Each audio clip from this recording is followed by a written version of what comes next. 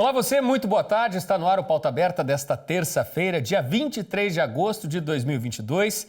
Este é seu noticiário da tarde aqui na TV Evangelizar. A você de todo o Brasil, sempre ligadinho com a gente, muito obrigado pela sua companhia, muito obrigado pelo carinho da sua audiência.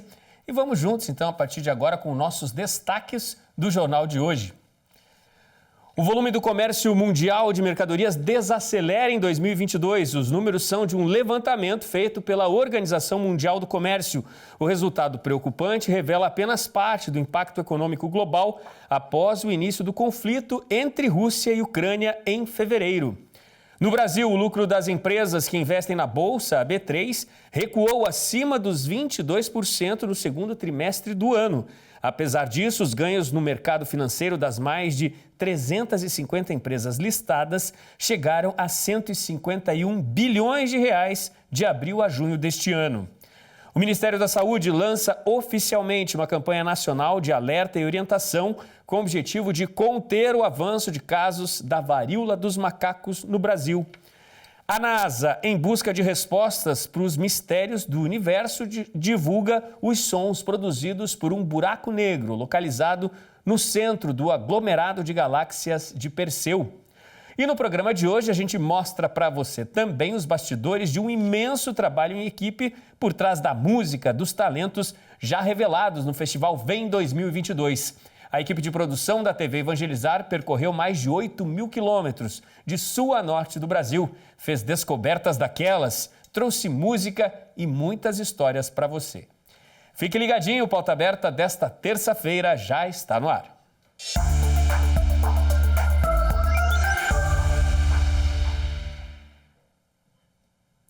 O volume de negócios no comércio mundial de mercadorias desacelerou no início deste ano.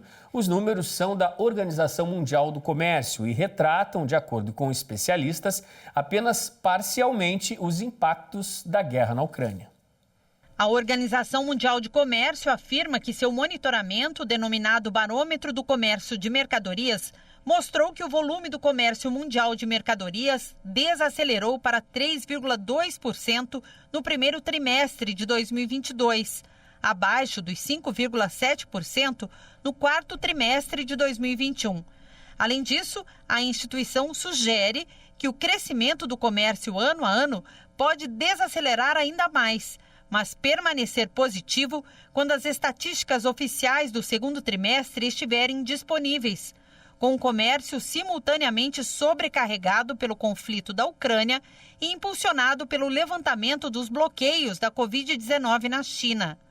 O Barômetro do Comércio de Mercadorias é um indicador composto para o comércio mundial, fornecendo informações em tempo real sobre a trajetória do comércio de mercadorias em relação às tendências recentes. Agora a gente fala sobre a economia no nosso país, né? Por aqui no Brasil, o lucro das empresas com ações na Bolsa de Valores caiu 22,3%. Os números são de um levantamento realizado pela Trademap, uma empresa que gerencia os rendimentos. A queda foi registrada no segundo trimestre de 2022. As 352 empresas listadas no sistema da Bolsa de Valores brasileira, a B3, tiveram um lucro de 151 bilhões de reais de abril a junho. O lucro somado das empresas de capital aberto, que são aquelas com ações negociadas na Bolsa de Valores, registrou recuo de 22,3% no segundo trimestre deste ano, na comparação com o ano passado. Os dados divulgados hoje pela Trademap mostram que, um ano antes, o ganho foi de 194 bilhões de reais. Desconsiderando os resultados da Petrobras, Vale, Braskem e Suzano, empresas que registraram lucros historicamente elevados e que distorcem a análise geral, o lucro das empresas de capital aberto recuou 44,5%, de 64 bilhões de reais para 36 bilhões de reais. O levantamento mostra que o setor mais lucrativo foi o de energia elétrica, que com 40 empresas acumulou o ganho de quase 9 bilhões de reais. Mesmo assim, 34,4% abaixo do registrado um ano antes. Em seguida, aparece o setor de alimentos processados, com 8,8 bilhões de reais de lucro, 33,7% acima do segundo trimestre de 2021. Apesar da queda de 61,6%, siderurgia e mineração completam a lista dos 3 setores mais lucrativos, com ganho de quase 6 bilhões de reais de abril a junho. A Sociedade Brasileira de Imunizações lançou a campanha Paralisia Infantil, a ameaça está de volta, para estimular a adesão à vacinação contra a poliomielite, que está sendo realizada desde 8 de agosto pelo Ministério da Saúde. O Brasil tem registrado queda de coberturas vacinais desde 2015. No caso da poliomielite, a preocupação de pesquisadores é que o movimento de queda coincide com o ressurgimento de casos em locais em que a doença já estava erradicada, como Estados Unidos, Malawi e Israel. No Brasil, o último caso confirmado foi em 1989. Estima-se que 3 em cada 10 bebês brasileiros nascidos em 2021 não tomaram as doses da vacina intramuscular contra a polio, previstas para os 2, 4 e 6 meses de idade. Segundo o Sistema de Informação do Programa Nacional de Imunizações, somente 54% das crianças completaram o esquema vacinal no ano passado, enquanto a meta que deve ser atingida para garantir a imunidade coletiva é de 95% das crianças vacinadas. Para melhorar esse cenário, começou no dia 8 de agosto a campanha nacional de vacinação contra a poliomielite e multivacinação. E no último sábado foi realizado o dia D de mobilização. A campanha em relação à polio pretende destacar a ameaça que a doença representa e contará com depoimentos de 2 pessoas que vivem com sequelas da poliomielite. As ações serão realizadas nas redes sociais e junto a profissionais de saúde. E agora nós vamos falar sobre as novas regras para a prova de vida do INSS. Aposentados e pensionistas não precisam mais sair de casa para comprovar que estão vivos para receber os benefícios. O sistema digital tem agilizado o processo e garantido mais tranquilidade aos segurados. O Instituto Nacional do Seguro Social usa bases de dados públicos e atos como votação nas eleições e a vacinação para fazer a prova de vida. As novas regras estão em vigor desde fevereiro deste ano. O INSS não pode mais exigir que a prova de vida seja feita nas agências da Previdência Social ou nos bancos que pagam os benefícios previdenciários aos segurados, e o processo pode ser feito de forma digital. Além disso, segue ativa a prova de vida por biometria facial feita com bases de dados do Departamento Nacional de Trânsito, o DETRAN, e do Tribunal Superior Eleitoral, o TSE. A modalidade digital agiliza o processo. O que mudou é que o INSS passou a fazer um cruzamento de informações para confirmar que o titular do benefício, nos últimos 10 meses depois do último aniversário, teve movimentações registradas nas bases de dados da autarquia ou órgãos públicos. O governo informou que, nesse intervalo, entre um aniversário e outro do beneficiário, o INSS terá a obrigação de encontrar a prova de que a pessoa está viva. Mas, se houver algum problema no processo, o beneficiário vai ser avisado um mês antes do aniversário dele sobre a necessidade de realizar a prova de vida por meio eletrônico. Você pode consultar o benefício do INSS pelo telefone 135. Ao ligar, informe o número do CPF e confirme informações cadastrais para evitar fraudes. O atendimento acontece de segunda a sábado, das 7 horas da manhã às 10 horas da noite. A consulta do benefício também pode ser feita pelo aplicativo Meu INSS, disponível para Android e iOS, assim como pelo site do INSS, www.gov.br/INSS. Para ter uma boa alimentação, você precisa saber o que está consumindo, não é mesmo? Mas nem sempre as informações estão claras da forma como deveriam nas embalagens. Por isso, a partir de outubro começa a valer uma nova regra sobre como apresentar tantas informações importantes que vão para os rótulos dos produtos. Desde criança, Ítala cuida da alimentação e por isso aprendeu a ler rótulos cedo. O que eu hoje preciso mesmo é de comer coisas mais saudáveis, né? Comer menos comida, menos fast food, comida rápida, comer em restaurantes. Todas as informações sobre o que você está consumindo estão no rótulo, mas muitas vezes elas não vêm de forma clara ou legível. Se a gente pensar num perfil de um paciente diabético, que é onde eu mais trabalho, né? Esse perfil de paciente diabético, se ele consome aquilo ali que está 3 colheres de sopa, a quantidade de maltodextrina que ele vai consumir é muito grande. Isso pode acarretar no descontrole da diabetes dele. Embora algumas informações, como quantidade de calorias, teor de sódio, gorduras e carboidratos, sejam obrigatórias desde 2003, ainda existem muitas coisas que dificultam a leitura dos rótulos. Letra pequena, o uso de termos técnicos, a poluição visual. Tudo isso, algumas vezes, faz com que o consumidor não saiba o que está levando para casa. Mas agora as empresas do ramo de alimentos e bebidas vão ter que se adequar e apresentar uma linguagem mais clara para o consumidor. A partir de 9 de outubro, os produtos vão ter que trazer na parte da frente uma lupa que vai indicar se o produto tem alto teor de sódio, açúcar e gordura saturada. Elas vão poder escolher, quando elas estão comprando algum alimento com maior grau de processamento, escolher o alimento que tem um perfil nutricional melhor. Além disso, a tabela nutricional já presente no verso das embalagens vai passar a ter apenas letras pretas e fundo branco. A tabela terá que estar localizada próxima à lista de ingredientes e em superfície contínua. Vai ter também que trazer a quantidade de açúcares totais e adicionados, o valor energético e de nutrientes por 100 gramas ou 100 ml. O consumidor vai conseguir comparar diferentes produtos. Então você vai facilmente, independente de que produto seja, verificar, comparando, né, com a informação do rótulo, se aquele produto tem maior ou menor concentração daquele nutriente que você está avaliando. E começou mais uma edição de inverno do Show Rural Copavel. O evento, que acontece em Cascavel, no oeste do Paraná, segue até quinta-feira e tem como foco apresentar tecnologias e inovações para os produtores rurais. Estamos aqui no Parque Tecnológico do Show Rural Copavel, onde acontece de hoje até quinta-feira a terceira edição de inverno do evento. É uma versão um pouco menor do que aquela tradicional realizada em fevereiro, mas o objetivo é o mesmo, que é levar informação e tecnologia de qualidade ao homem do campo.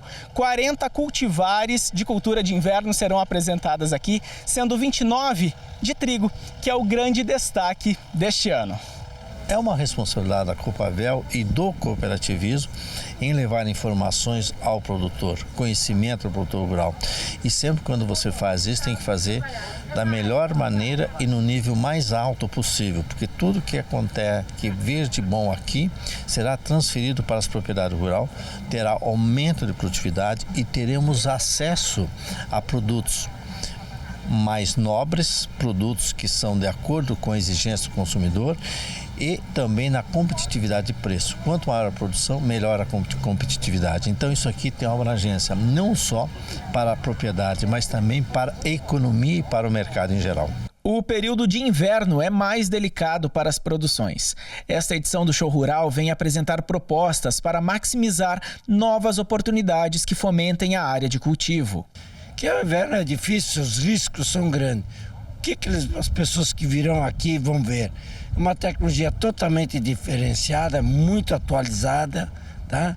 Com mais de 20 empresas que estão junto com nós aqui, que geram essas tecnologias, mostrando ao produtor que no inverno muita coisa é possível se fazer na busca de bons resultados. Por aqui participam 23 empresas de diferentes setores e líderes de mercado em suas áreas de atuação, a fim de oferecer o melhor na área de inovação de pecuária e fortalecer o produtor rural, com palestras e demonstração de produtos. É importantíssimo a gente para estar expondo ao produtor lançamentos de produtos, né? Nós trouxemos hoje 2 lançamentos para a cultura E é aqui que o produtor se atualiza, né? São muitos lançamentos, muitas vezes não chega informação no produtor do jeito que a gente precisa comunicar. E essas feiras são importantíssimas para que a gente faça esse movimento de chegar até no produtor final, né? O Jonatas, por exemplo, é um pequeno produtor de trigo. Ele já tem se planejado para investir cada vez mais e aumentar a produção da família. Isso, a ideia é vir buscar conhecimento para tentar expandir com mais tecnologia para a gente tentar crescer, né? Junto com o mercado, né? O Parque Tecnológico fica no quilômetro 577 na BR-277 em Cascavel, no oeste do Paraná. Conta com entrada e estacionamento gratuitos, sempre das 8h30 da manhã às 4h30 da tarde.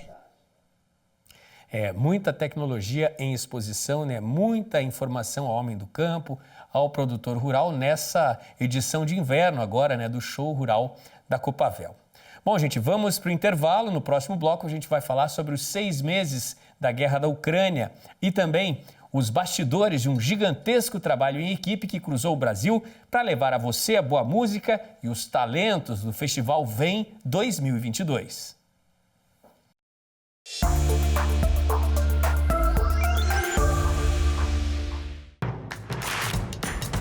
Não perca mais nenhum vídeo da TV Evangelizar. Inscreva-se agora.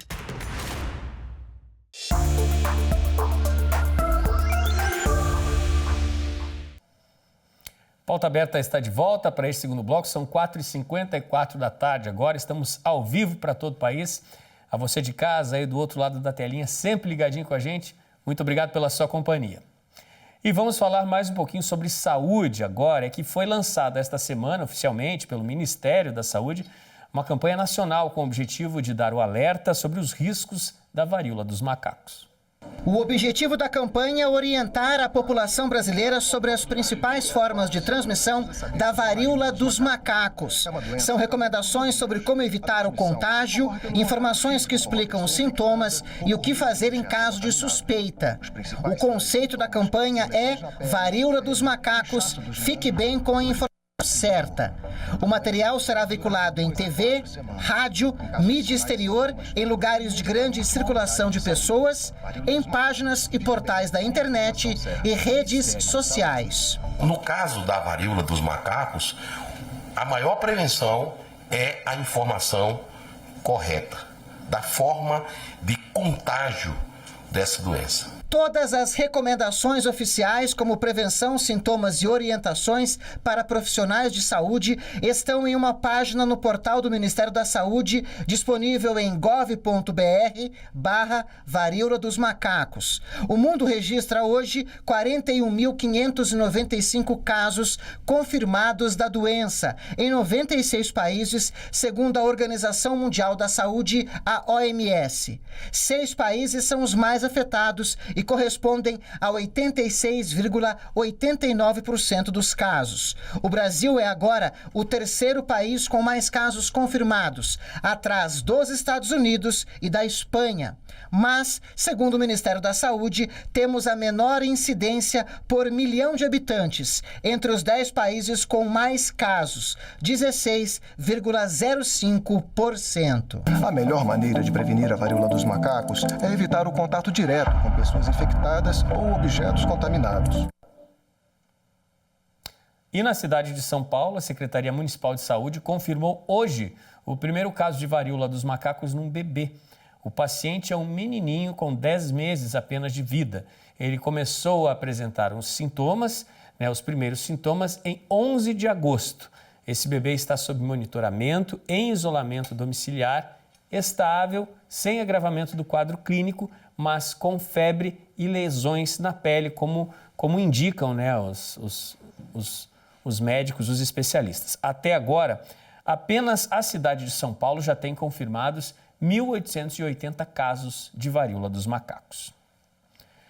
Uma pesquisa feita com aproximadamente 5.000 professores, principalmente da educação básica, aponta que aumentaram os casos de violência nas escolas. A vulnerabilidade social e o tempo de isolamento estão, de acordo com essa pesquisa, entre os fatores que teriam mudado comportamentos em sala de aula e também causado este crescimento preocupante aí, casos de agressões, entre outras situações. Uma pesquisa feita com professores da educação básica mostra que aumentaram os relatos de violência em sala de aula. O trabalho coincide com a volta às aulas de forma presencial, depois de um período de quase 2 anos de isolamento social por causa da pandemia de Covid. Foram ouvidos 5.300 professores da educação infantil e do ensino médio em todo o país.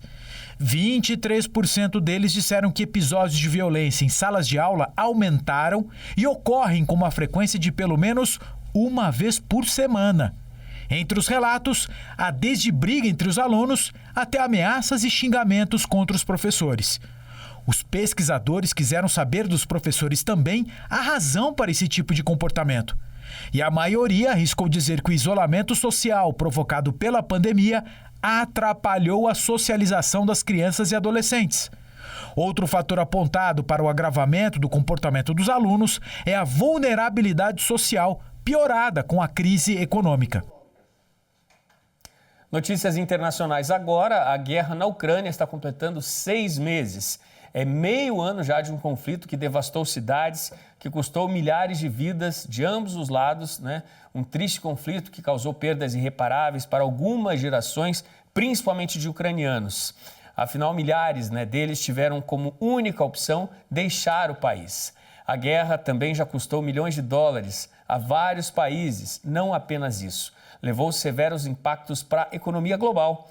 A pergunta que fica é: até quando? Até quando todo esse sofrimento? 6 meses de guerra na Ucrânia. O que parecia ser uma operação relâmpago resultou em uma guerra clássica sem sinais de que vai terminar em breve. As duas partes têm sofrido grandes perdas humanas e materiais, sem que nenhuma pareça disposta a um cessar-fogo ou a diálogos de paz. Os ucranianos travam o que chamam de uma luta existencial para defender a nação, considerada por Vladimir Putin uma falácia histórica. O presidente da Rússia apresentou o conflito como parte da resistência à expansão da Organização do Tratado do Atlântico Norte, o que torna inaceitável qualquer noção de derrota. O apoio da Europa e dos Estados Unidos, com armamento e inteligência, tem permitido às forças ucranianas resistir, se não deter o avanço russo no Donbass e na costa do Mar Negro.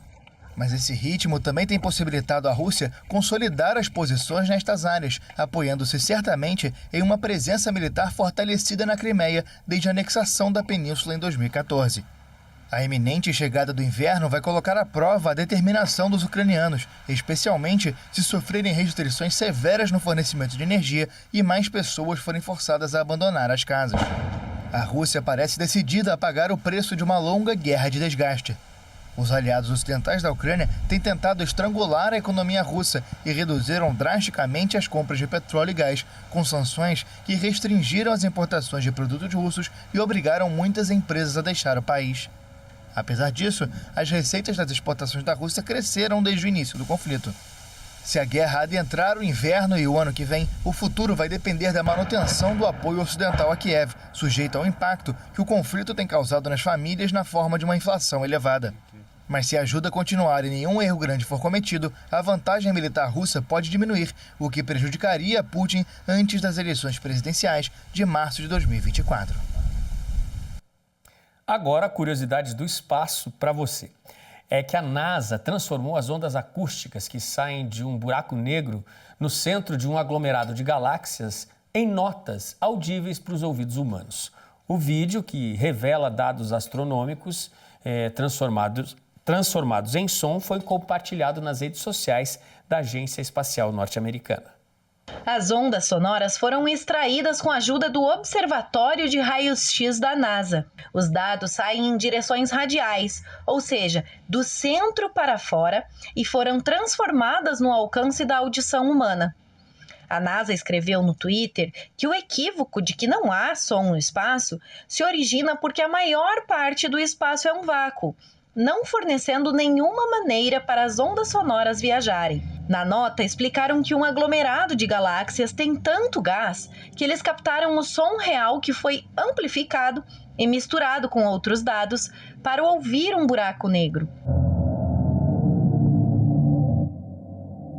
Desde 2003, o buraco negro no centro do aglomerado de galáxias de Perseu tem sido associado ao som. Segundo a NASA, isso ocorre porque os astrônomos descobriram que as ondas de pressão enviadas pelo buraco negro causavam ondulações de gás quente do aglomerado que poderiam ser traduzidas em uma nota, um som que pode ser ouvido pelos humanos. Curioso e interessante. Futebol. No estádio da Ressacada, em Florianópolis, ontem à noite, Avaí e Internacional fecharam a 23ª rodada do Brasileirão. Confira. Foi um jogo igual entre as duas equipes do Sul e que terminou de forma, no mínimo, curiosa, para não dizer polêmica.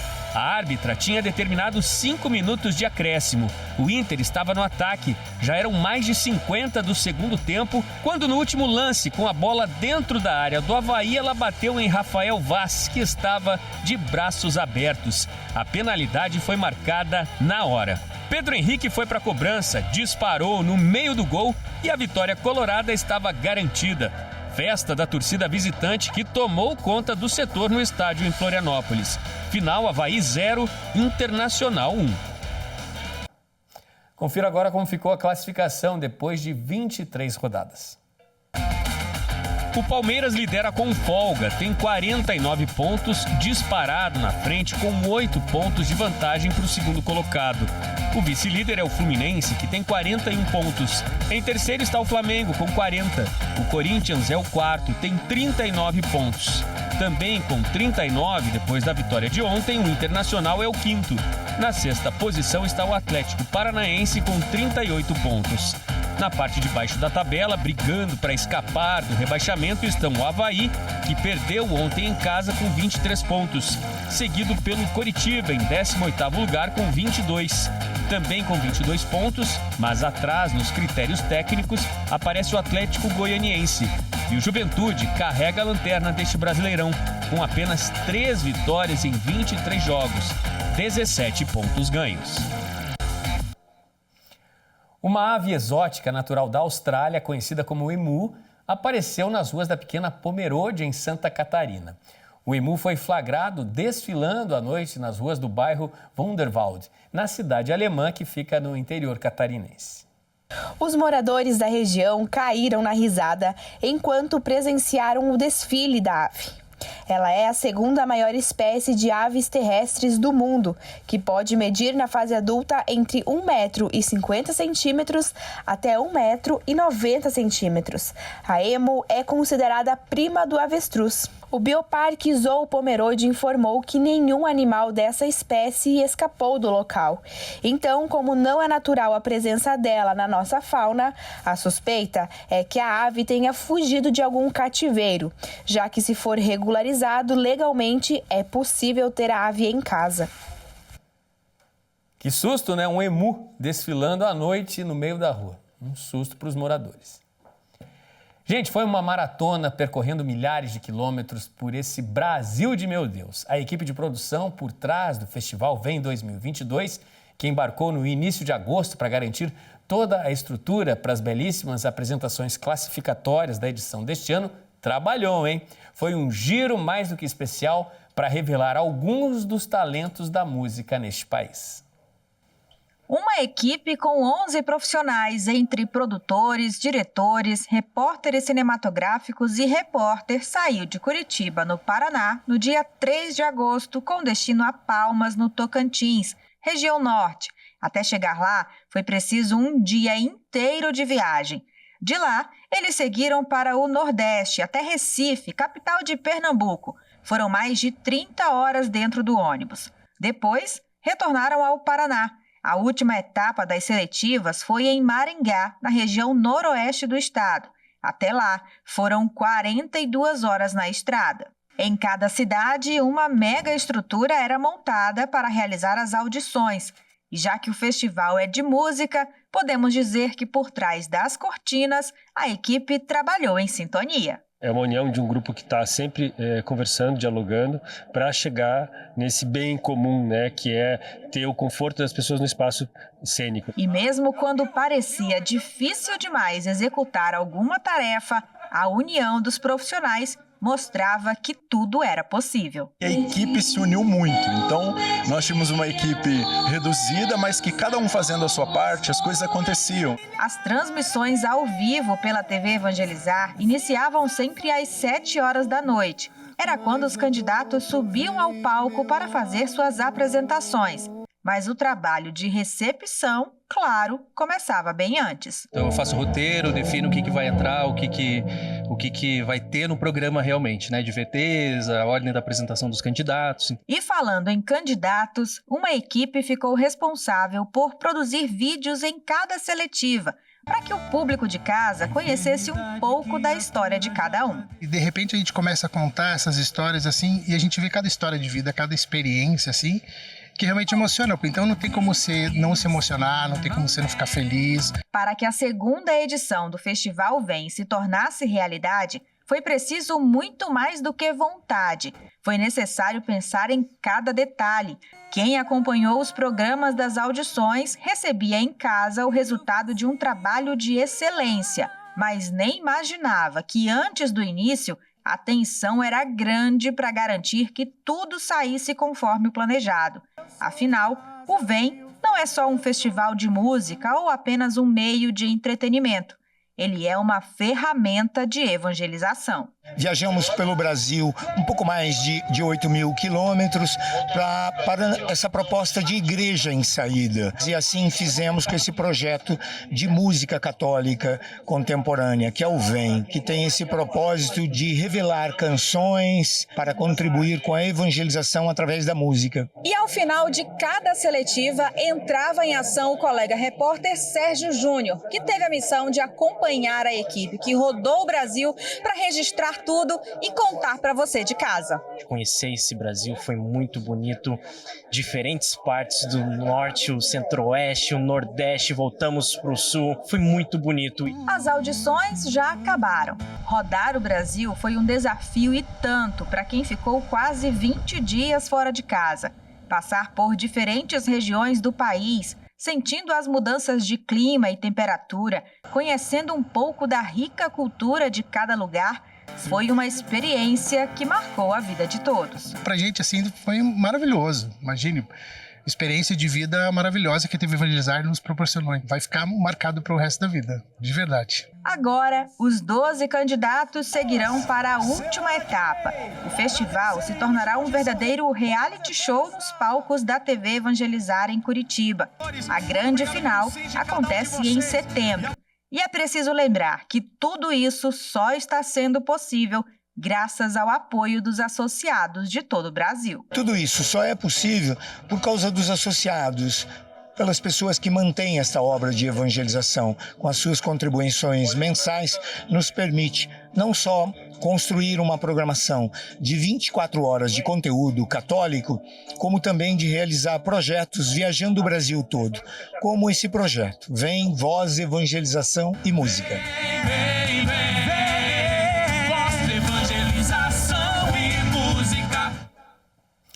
Certamente foi uma maratona daquelas, né? Viajando pelo Brasil aí pela equipe de produção, e certamente novas histórias virão ao longo das próximas etapas, né? Até a decisão do Festival Vem 2022. Muito legal, estamos aguardando aí a música e essas novas histórias. Gente, Pauta Aberta está acabando. Muito obrigado pela sua companhia. Temos novo encontro marcado para amanhã à tarde, aqui na TV Evangelizar.